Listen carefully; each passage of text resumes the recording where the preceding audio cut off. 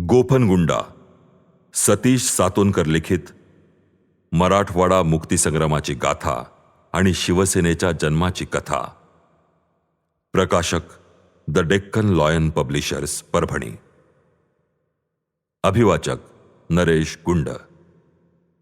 ऐकूयात गोफनगुंडा. शिवसेना ग्रामशाखेचे अर्थनियोजन. 1988 ते 89च्या लोकसभा निवडणुकीतील प्राध्यापक अशोक आनंदराव देशमुख यांच्या लाखांच्या वर प्रचंड मताधिक्याने ते शक्य झाले.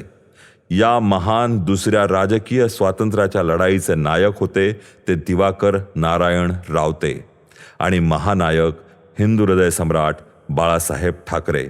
हा जादुई इतिहास पुन्हा घडला तो याच मातीत. परभणी जिल्हा म्हणजे मराठवाड्याचा मध्यभाग, केंद्रबिंदू म्हणून इथल्या शिवप्रेमी जनतेचे नाते शिवसेनेशी किती घट्ट आहे हे सांगणे न लगे. इतिहासच इतिहासाचा सखा असतो. या पठारी दख्खणी लोकांचे वैशिष्ट्य आहे जे त्याला आपलं म्हणतात, मरेपर्यंत ते त्याला आपलंच म्हणतात.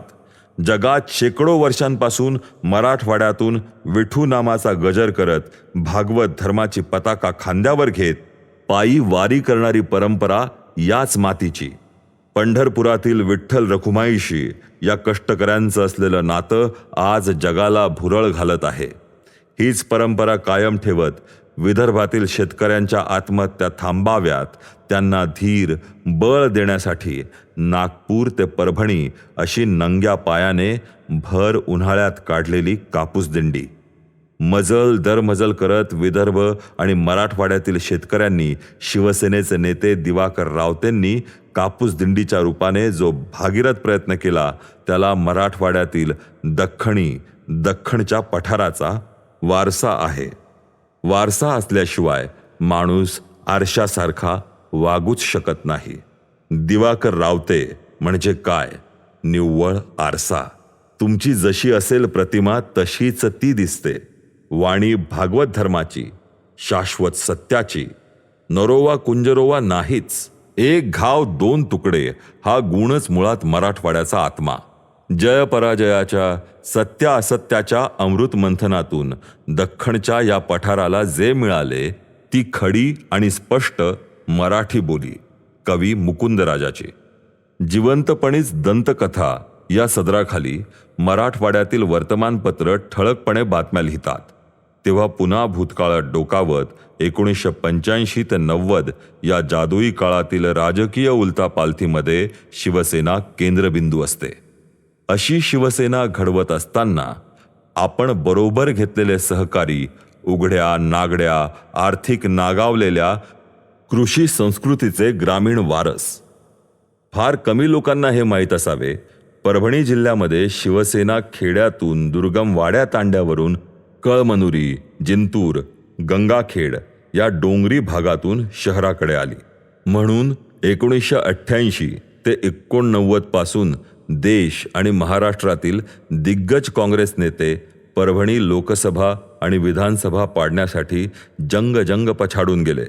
परंतु रावते साहेबांनी बांधलेला हा भगवा बालेकिल्ला आजही अभेद्य.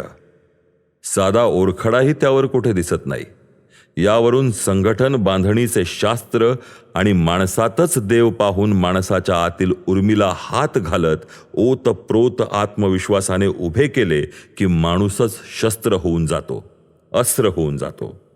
त्यामुळे रावते साहेबांनी घडवलेला आद्य सैनिक हजारोंच्या गर्दीत चटकन नजरेत येऊन भरतो. सत्तेच्या मृगजळाच्या मागे न धावता लालसेने तो कधी विकल्या जात नाही. त्याची देहबोली काहींशी साहेबांसारखीच आणि तोंड उघडले की खात्रीच पटते. सत्यासाठी एक घाव दोन तुकडे. म्हणून सत्तेसाठी काही लोक आपल्या आमदारक्या खासदारक्या काँग्रेसकडे गहाण ठेवत आले. परंतु साहेबांनी घडवलेला फाटका शिवसैनिक शिवसेनेचा भगवा खांद्यावर टाकत कष्टाशी बळ द्यावे देवा असे म्हणत भागवत धर्म निभावत आहे. कारण त्याला माहीत आहे विठ्ठलाला काही मागायचं नसतं. विठ्ठल हा मागणाऱ्यांचा, नवसवाल्यांचा देवच नाही. विठ्ठल ही कर्मसिद्धांताची, कष्टकऱ्यांची देवता आहे. जेव्हा लोक या जुन्या जाणत्या सैनिकांना म्हणतात, तुम्हाला काय मिळालं, तेव्हा ताडकन त्यांचं स्वाभिमानी उत्तर असतं, आम्हाला शिवसेना प्रमुखांनी आदर्श जीवन जगण्याची स्वाभिमानी जीवनशैली दिली. आयुष्यात काहीतरी देण्या घेण्याच्या पलीकडचं असावं, नाहीतर सौदेगिरी करून लोक इमले बांधतात. शेवटी प्रत्येकाला अंतिम प्रवास करायचाच असतो. हे जे विसरतात ते जिवंतपणीच आपले मकबरे उभे करतात. परभणी जिल्ह्यामध्ये रस्त्यावरच्या माणसाला सत्तेवरचा वाटा मिळाला. काहींनी तो जाणला, बऱ्याच लोकांनी तो अव्हेलून लावला. ती त्यांची संस्कृती. साहेब, तुमचा फाटका सैनिक कालही लढला, आजही लढतो, उद्याही लढेल. मागणाऱ्यांच्या गर्दीत तो कधीच नसणार. त्याला पक्के माहीत आहे, विठ्ठल ही मागणाऱ्यांची देवता नव्हे, तो आपण शिकवलेला कर्मसिद्धांताचा आयुष्याचा लढा. आपापल्या क्षेत्रामध्ये उतणार नाही, मातणार नाही. काहीच नाही मिळाले तरी तुम्ही दिलेला वसा सोडून तो कधी पळणार नाही. दिवाकर रावते साहेबांनी आम्हाला हे शिकवले. इतकेच खूप झाले एक आयुष्य जगण्यासाठी. बाकी कुणीही असो, लाकडे लागतात ती 60 किलो, राख होते ती 240 ग्रॅम, बाकी सर्व पंचतत्वात विलीन होते. असाच काहीसा अर्थ आम्हाला आपल्या शिकवणीतून मिळाला. त्यामुळे परभणी जिल्ह्यातील आपण घडवलेली पिढी बऱ्याच लोकांना कळत नाही. कारण ती जुलमासमोर झुकत नाही, अन्यायाला भीत नाही. हजारो अत्याचारांच्या समोर पाय रोवून ती उभी राहते निर्भीडपणे, तुमच्या विचारांचे बाळकडू घेऊन. म्हणून परभणी विधानसभा आणि लोकसभा दिल्लीकरांना कधीच जिंकता आली नाही. उमेदवार नाममात्र असतो हे कित्येकदा सिद्ध झाले आहे. कुणी मान देवो अपमान करो, देण्या घेण्याच्या पलीकडचा तुमचा सैनिक फोटोवर कधीच दिसत नाही. बातम्यांचे पीक पिकवून सत्तेची आमटी कधी ओढत नाही. त्याला फक्त एकच माहीत आहे, जनकल्याणाचा सामूहिक भंडारा विठ्ठलाच्या दरबारात केळीच्या पानांवर पंक्तीला जे मिळेल तेच आपले. लपवून खाणे त्याला जमतच नाही आणि सत्तेचा माज त्याच्या रक्तात नाही. त्याचे रहस्य सोपे आहे. तुम्ही घडवलेला फाटका सैनिक गनिमी काव्याने लढतो. त्याच्या शर्टाला इस्त्री असो अथवा नसो, त्याच्या कपाळावर अष्टगंध आणि गळ्यात माळ तर नक्कीच असते. नाहीच मिळाले अष्टगंध तर कुंकू तर असतेच. की कोण कसा मोठा झाला हा त्याच्या द्वेषाचा विषयच नसतो. थोडक्यात, जगात युद्ध खूप झाली, परंतु अमेरिका महाशक्ती असतानाही व्हिएतनाममध्ये पराजय स्वीकारावा लागला. त्याचे साधे कारण होते, व्हिएतनामी माणूस दिसायला बुटका पण ध्येयासाठी मरायला तयार. लोक जेव्हा ध्येयप्राप्तीसाठी मरायला तयार होतात तेव्हा मारणाऱ्यांची पाचावर धारण बसते. हा युद्धशास्त्राचा नियम आहे. असेच काहीसे अतिशय कडवट व्हिएतनामी अनामिक सैनिकांसारखे तुम्ही जे सैनिक घडवले ते कुठेही असोत, निवडणूक नामाची लढाई आली की सर्वस्व झोकून गनिमी काव्याने भगवा कायम ठेवतात. स्वतःच्याच पक्षाच्या जिंकलेल्या उमेदवाराचे घर आणि फोन नंबर आजही सैनिकाला माहीत नाही असण्याचे कारणही नाही. कारण तुम्ही जी पिढी घडवली ती देण्या घेण्याच्या पलीकडची. आग्या मोहळाची माशी म्हणजेच दिवाकर रावतेंनी घडवलेली शिवसैनिकांची पिढी. जगात कोठेच कोणत्याच लोकशाहीवादी देशात खासदार आमदारांनी पक्ष बदलले नसेल इतक्यांदा परभणीत पक्षांतर झाले. मोहोळाला दगड मारला की कांदा खाली पडतो आणि सर्व माशा लगेच एकत्रित येऊन नवे मोहोळ नवा कांदा या तत्वाप्रमाणे मतदानाचा कण कण मध एकत्रित करत पुन्हा भगवागड सर करतात. 25 वर्षानंतर शिवसेना फोडणाऱ्या पक्षांची लोकांनी तेरवी साजरी केली. लोकशाहीत लोकशाहीच्याच माध्यमातून शिवसेना पक्ष फोडीचेच विक्रम काँग्रेस आणि राष्ट्रवादीने परभणी जिल्ह्यामध्ये प्रस्थापित केले. पण परभणी लोकसभा आणि विधानसभामध्ये थेट लढाई करून कधीच जिंकू शकले नाहीत. बऱ्याच वेळा अनामत रकमाही जप्त झाल्या. यावरून या भागातील शिवसैनिकांना निष्ठेचे काय बाळकडू मिळाले असेल याची कल्पना यावी. गावागावातील गावतंट्याने गावचे गावपण घालवले होते. शिवसेना संघटन बांधणी मुळात 80% समाजकारण आणि 20% राजकारण या धोरणात्मक तत्वाने गाव एकत्रित आला. फुटाची बीजे नष्ट झाली. संपर्क नेता हे पद शिवसेनेमध्ये अत्यंत उच्च दर्जाचे चारित्र्य, संकल्प, कल्पकता, धाडस, निष्ठा, कडवट हिंदुत्व, सेवाभाव असणाऱ्या नेत्यांनाच त्या काळी मिळत होते. म्हणून शिवसेनेमध्ये आजही संपर्क नेता या शब्दाला मानाचे आणि आदराचे स्थान आहे. सुरुवातीच्या काळामध्ये शिवसेना मुंबई बाहेर आली, ती मराठवाड्यात. त्या काळी मराठवाडा अतिशय अविकसित, दळणवळणाची साधनेही नव्हती. फोनसुद्धा मोजकेच, तोही ट्रंक कॉल बुक करावा लागायचा. तवकडी फिरवण्याची व्यवस्था नव्हती. नव्याने जन्माला आलेला ब्लॅक अँड व्हाईट टेलिव्हिजन, दूरदर्शन ही एकच वाहिनी. अँटिना हल्ला की ती बंद पडायची. कधीतरी बातम्या ऐकायला मिळायच्या. रेल्वे मीटर गेज निजामकालीन डब्बेही त्याच काळातले. 2च रेल्वे यायच्या आणि जायच्या. एकीचे नाव एलोरा आणि दुसरीचं नाव अजंठा. तिसरी गाडी ती मालगाडी. या सर्व रेल्वे मराठवाड्यातून मनमाडपर्यंत जायच्या. मनमाडहून पुन्हा रेल्वे बदलावी लागायची. मुंबई असो की दिल्ली, मराठवाड्याची दौड मनमाडपर्यंत. ST बस मुंबई जाण्यासाठी नव्हत्याच. इथून पुणे, पुण्यावरून दुसऱ्या बसने मुंबई गाठावी लागायची. एकदा रेल्वे अथवा बस हुकली की पुढचे 24 तास वाट पाहावी लागायची. खाण्यासाठी एकच राजस्थानी भोजनालय होते. त्याचे नाव हनुमान ढाबा. रात्री 10 वाजले की उपाशी झोपायचे. शहरामध्ये फळाचे 3च गाडे. ते रात्री 8 वाजताच घरी जायचे. फळं ठरलेली, गावाकडची केळी, डोंगराची सीताफळं. सणावाराला अंगूर, शेप मिळायचे. आता सांगा, अशा वातावरणात, अद्ययावत आधुनिक सुखसोयी संपन्न वातावरणात राहणारी कोणतीही व्यक्ती वरील सर्व प्रकार पाहिल्यानंतर किती काळ परभणीत टिकली असती?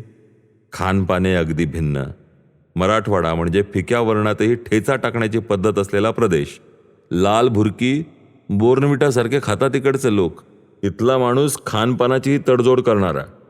परंतु परभणीला संपर्क नेते म्हणून परभणीतील कुख्यात शस्त्रकांडानंतर इथल्या हिंदूंना अभय देण्यासाठी दिवाकरजी रावते साहेबांची नियुक्ती करून शिवसेना प्रमुखांनी पाठवले होते. परभणीतील राजकीय पंडित थट्टेच्या स्वरात म्हणायचे, अरे इथे फुले सोडून काटे वेचण्याचा धंदा कोण करणार? आज तेच टीकाकार रावते साहेबांचे घट्ट मित्र आहेत. काट्यांनाच फुलामध्ये परावर्तित करणारा किमयागार, अडचणी, संकटे, धोके यांनाच यशनिर्मिती आणि विजयामध्ये परावर्तित करणाऱ्या या महान नेत्याला आम्ही जवळून पाहू शकलो, हे माझ्या पिढीचं भाग्य. त्यामुळे या जिल्ह्यातील कोणत्याही समाजाचा, जातीचा, धर्म वा पंथाचा व्यक्ती रावते साहेब म्हणजे 100% विश्वास अशी ख्यातीच त्यांच्या कर्तृत्वाने, उत्तुंग व्यक्तिमत्वाने, विशाल हृदयाने, प्रत्येक विषयात असलेला व्यासंग आणि प्रत्येकाच्या अडचणीला अबोलपणे चेहरा पाहून ओळखण्याची अद्भुत क्षमता निसर्गाने त्यांना जन्मजातच दिली असावी. ज्या परभणीमध्ये सुरुवातीच्या काळात एक एक माणूस एकत्रित करत संघटन पायऱ्या पायऱ्याने वर नेत रावते साहेबांनी कार्यकर्त्यांमध्ये परस्पर विश्वास, एकमेकांसाठी प्रचंड आदर, एकोपा, सहकार्य, संघटन कार्य म्हणजेच सर्वोच्च कार्य. कोणी जवळचा नाही, कोणी दूरचा नाही. जो काम करेल, कष्ट करेल, आवडो अथवा न आवडो. घाम गाळणाऱ्या गोरगरिबांच्या मुलांना सत्तेमध्ये सहभाग. धाडसी कार्यकर्त्यांच्या पाठीवर सदैव मदतीचा हात. मराठवाड्यात आले की साहेब 3-3 महिने मुंबई परत जाऊ शकत नव्हते. तरीही कष्टाची पराकाष्ठा करणाऱ्या या नेत्याने सास्तूर, लिंबाळा, किल्लारी भूकंपात सर्वात अगोदर पोहोचणारी संघटना शिवसेना आणि नेते दिवाकरजी रावते.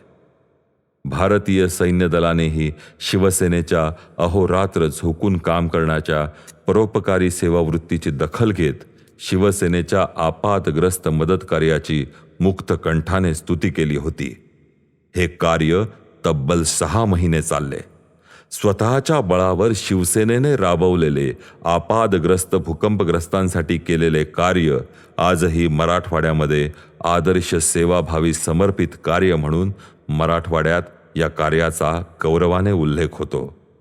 बीड शहरात बिंदुसरेला महापूर आला. शेकडो लोक वाहून गेले. पूरग्रस्तांच्या मदतीसाठी तात्काळ धावून जाणारी संघटना शिवसेना नेते दिवाकरजी रावते साहेब आणि त्यांचे परभणीतील सवंगडी शिवसैनिक यांचा आजही बीड जिल्ह्यातील जनता मोठ्या आदराने, आपुलकीने, गौरवाने उल्लेख करते. लगेच बीड जिल्ह्यातच प्लेगची साथ सुरू झाली. प्लेग या नुसत्या नावाने जीवाचा थरकाप उडायचा. परंतु ठरल्याप्रमाणे तातडीची बैठक झाली. चलो बीड. त्यात काही डॉक्टर मंडळीही घेतली. औषध पुरवठाही घेतला. शासनाचा मेडिकल कॅम्प सुरूसुद्धा झाला नव्हता, पण आपलं मेडिकल कॅम्प लगेच सुरू झालं. एखादा असता तर शासनाचा निषेध करत बोटे मोडत बसला असता, पण नाही. केल्यानेच होते आहे रे, आधी केलेची पाहिजे या सकारात्मक भूमिकेने कार्यकर्त्यामध्ये प्रत्येक गोष्टींकडे सकारात्मक विधायकपणे पाहण्याचा दृष्टिकोन विकसित होतो. मानवाचा गुणधर्म आहे तो आपल्यापेक्षा थोरा मोठ्यांची नक्कल करत असतो. आमच्यासारख्या दगडगोट्यांनाही समाजसेवेचे अमृत प्यायला मिळाले. साहेबांनी कार्यकर्त्यांना विचारपूस करत शासनाने कॅम्प का लावला नाही याची चौकशी केली. मिळालेलं उत्तर अतिशय धक्कादायक होतं. साहेब, प्लेग म्हणजे काखेत गाठ आणि मौतची पक्की गाठ. असला वेडाचार 2 पैशांच्या पगारीसाठी कोणी करणार नाही. तेव्हा शासकीय अधिकाऱ्यांनी शिवसेनेच्या प्लेग कार्याची दखल घेत त्यांना स्वतःच्याच नाकर्तेपणाची लाज वाटू लागली. शासकीय अधिकारीही प्रत्यक्ष सैनिकांबरोबर हिरहिरीने भाग घेऊ लागली. त्यात एक अधिकारी साहेबांना म्हणाला, साहेब, तुम्हाला मरण्याची भीती नाही वाटत? तेव्हा साहेब आपण दिलेलं उत्तर कार्यकर्ता म्हणून काम करणाऱ्या प्रत्येक माणसाला बळ देणारं. ते वाक्य आजही ठळकपणे आमच्या स्मरणात आहे. ते उत्तर असं होतं, शिवसेना प्रमुख बाळासाहेब ठाकरेंनी संघटना म्हणून आमच्या रक्तात सेवाभाव भिनवला. वेळप्रसंगी दीनदुबळ्या गरजू बांधवांसाठी काखेत 1000 गाठी आल्या तरी चालतील. समाजासाठी, देशासाठी, सेवेसाठी आलेला मृत्यू हा मृत्यू नसून हौतात्म्य असते. एवढेच आम्ही जाणतो आणि हीच शिवसेनेची संपत्ती आहे. ती भरभरून आम्ही लोकांमध्ये वाटतो. शिवसेनेचे 80% समाजकारण ते हेच. आत्ता आपण ऐकलत सतीश सातोनकर लिखित द डेक्कन लॉयन पब्लिशर्स प्रकाशित नरेश गुंड यांच्या आवाजात गोफनगुंडा